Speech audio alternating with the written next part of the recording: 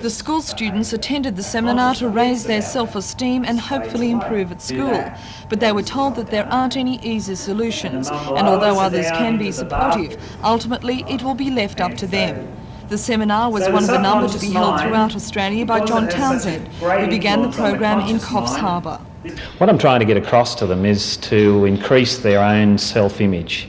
That is, to build their self-confidence, to make them feel that they have in themselves the resources to be successful, and that if they apply action to their dreams and to their goals, and that they'll achieve them.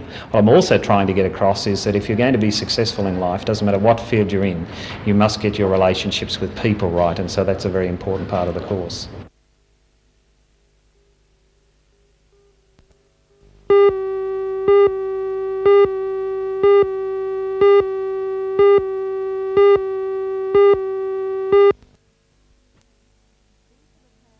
These are the plans being considered by the Newcastle City Administration. The development will mean the demolition of the present supermarket and a number of houses in Farquhar and Kenrick Streets. There will be a Coles supermarket, which will be 4,770 square metres in area, and 12 specialty shops. Most of the 210 car parking spaces will be undercover. The Commonwealth Bank and the small shops in Union Street will be unaffected by the development. The junction is notorious for its heavy traffic and lack of parking. That's why the Newcastle City Administration has requested that a traffic study be done before any approval for the development is granted.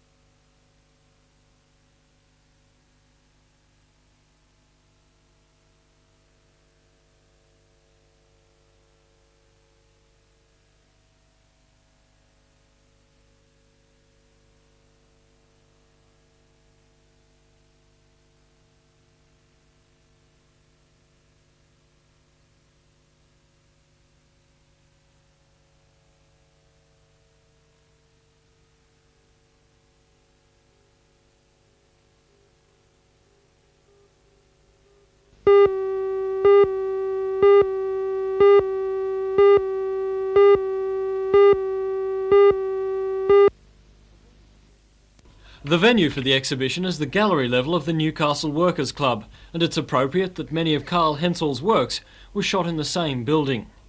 Carl's focus on rock photography began when he took a camera along to a concert by one of rock's wild women, Susie Quattro, and from there he's captured many top international and Australian musicians live on stage. The exhibition features several excellent portraits of veteran rock legend David Bowie performing in Sydney, and other internationals include Meat Loaf. Australian artists captured by Carl's lens include Australian Crawl, Icehouse, The Angels, Midnight Oil and the Eurogliders. Carl Hensel is a trained fitter and machinist, and although he's never been formally trained as a photographer, he's been taking pictures for nearly 10 years. His rock photography is a far cry from the work he cut his teeth on. He started with weightlifting photography for his father's magazine. The exhibition will run until the 23rd of September.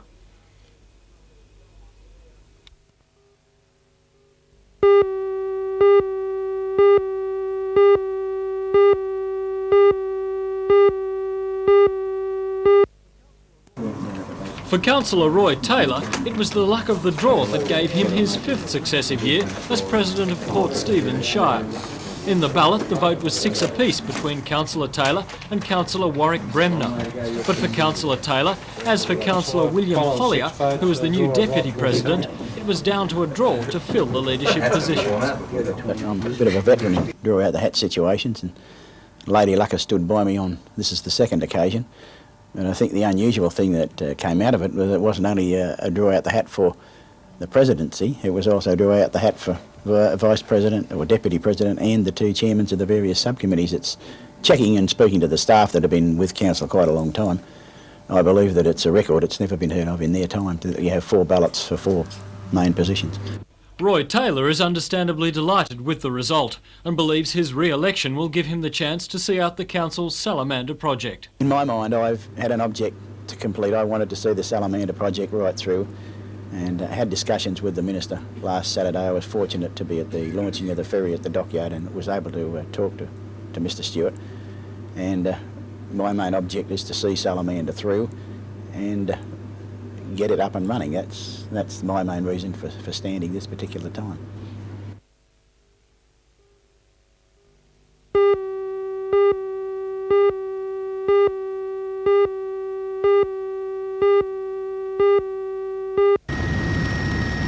At 10:20 yesterday morning, a Navy Sea King helicopter found the 13-metre yacht Voss, crippled and floundering in heavy seas 50 nautical miles off Seal Rocks.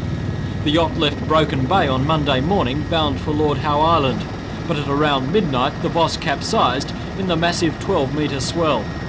The yacht's mayday call was first picked up by radio in Adelaide, and its exact location determined by the National Safety Council. The boat was righted by another wave, but crippled with broken steering. Miraculously, the crew escaped injury, and shortly before their rescue, they climbed into a life raft in preparation to be winched aboard the rescue chopper. For the yacht's owner, Jack Clark of Copacabana, skipper Alan Fenwick, also of Copacabana, Tony Larson of Hardy's Bay, and Rod Nicholson of Artarmon, the rescue ended a 24-hour battle with high winds and treacherous seas. The 4 were placed under observation at the Royal Newcastle Hospital and later allowed to leave. The Voss was last sighted afloat, and its owner will attempt to salvage it within the next few days. Not so lucky were the Sydney crew of the 9-metre Oana 2, which was towed into Foster at 7 a.m. yesterday by the police-launched Doyle. It was hit by a giant wave at 6:30 on Monday night, snapping the mast and crippling the steering gear. 3 of the 4 men aboard were injured and are now recovering from their ordeal in Taree. It was water police who towed the yacht to safety.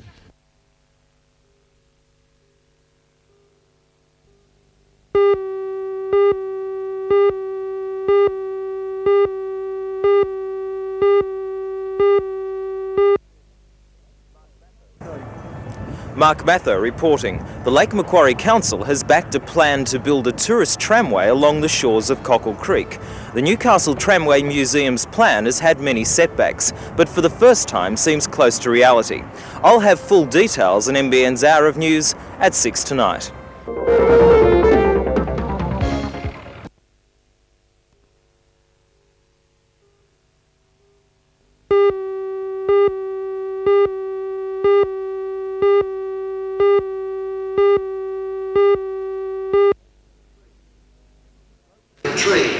It was appropriate that the cereal was introduced to the media at a breakfast function.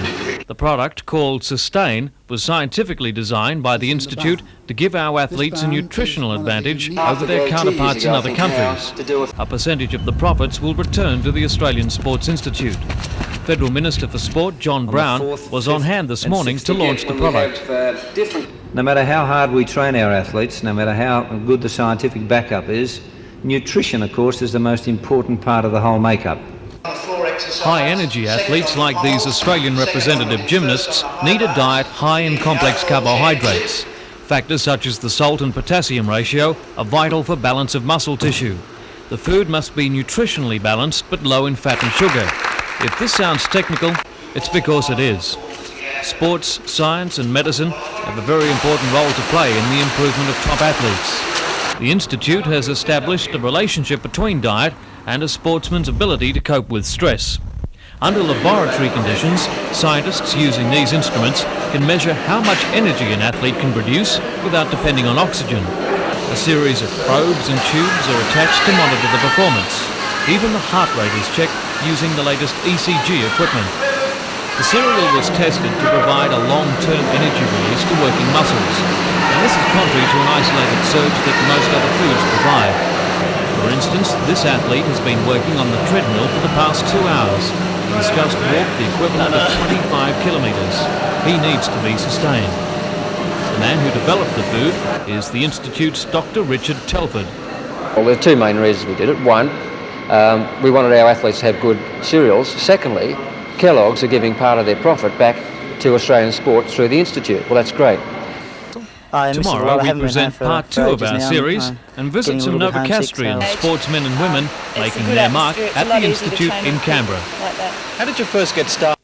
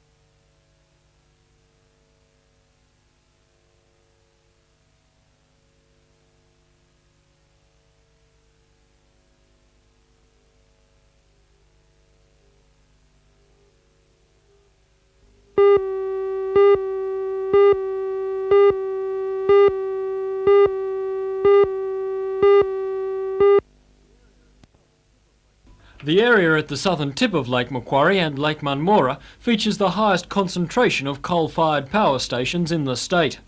It is 3 of those stations, Araring, Munmorah and Vales Point, that are causing most concern to residents.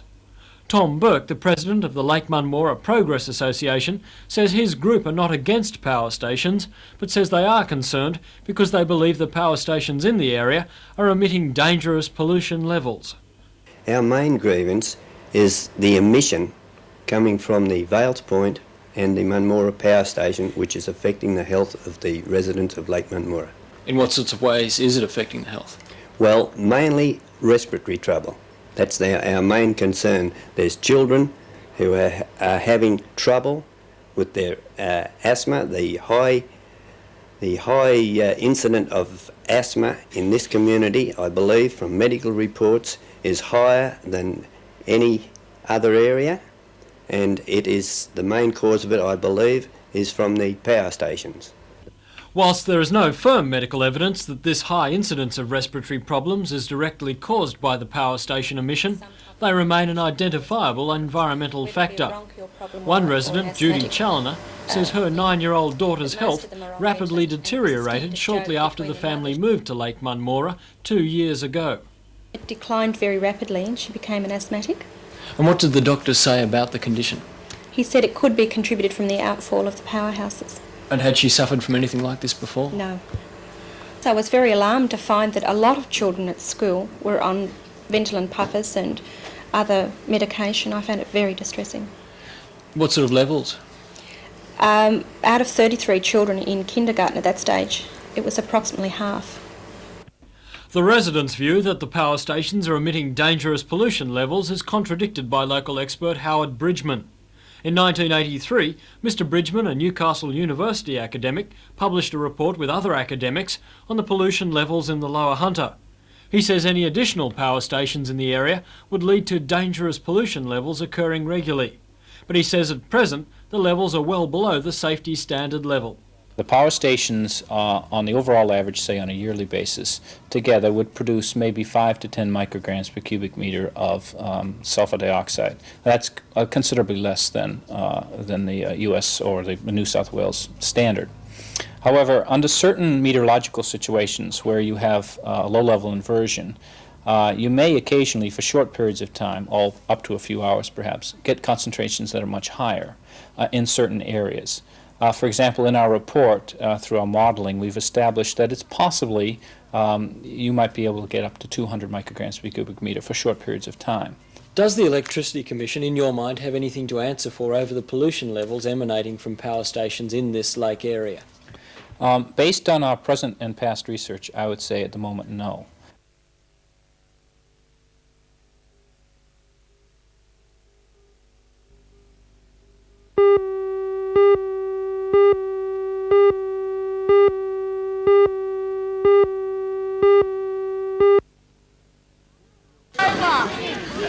Here at the Nelson Bay Police Boys Club, 156 young people from all over the state have been educated in the more detailed aspects of athletics. This is the 5th year children aged between 10 and 14 have come to the Young Athletics Camp, organised by the Little Athletics Association of New South Wales.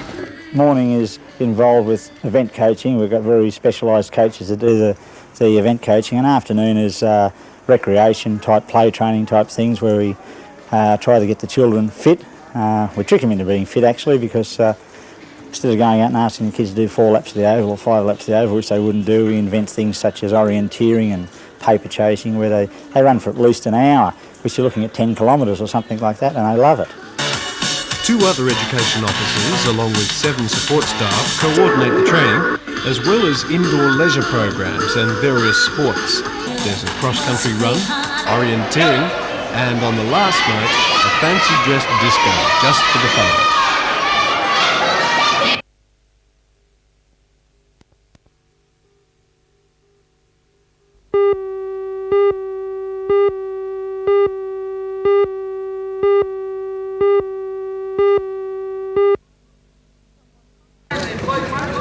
Some 100 Aboriginal people left from the Wabakal Co-op and Health Centre at Wickham this morning, displaying their flag and sentiments.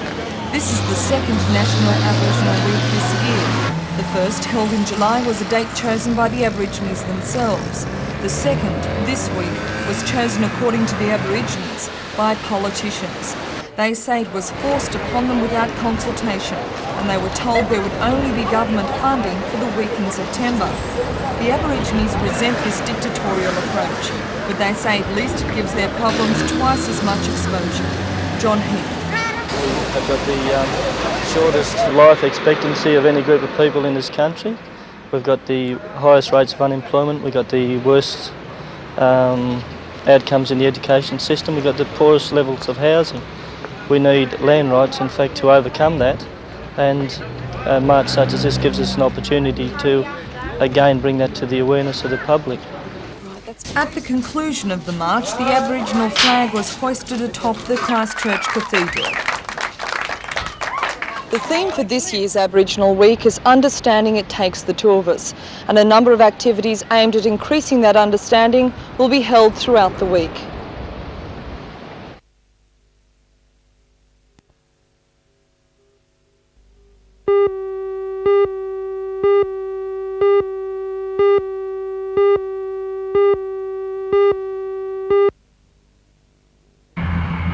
East Coast Airlines became Eastern Airlines this morning in a blaze of publicity.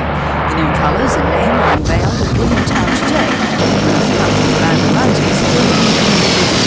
The company has been in operation now for 8 years and operates 11 aircraft at 25 bases throughout the state. According to the chairman of the board, Stephen Smith, they now run 125 flights per week out of the Hunter Valley, with an average of 160,000 passengers annually. Mr. Smith says the 2 aircraft in operation are the Bandaranti and the Cessna Titan, but they are looking at expansion into larger aircraft.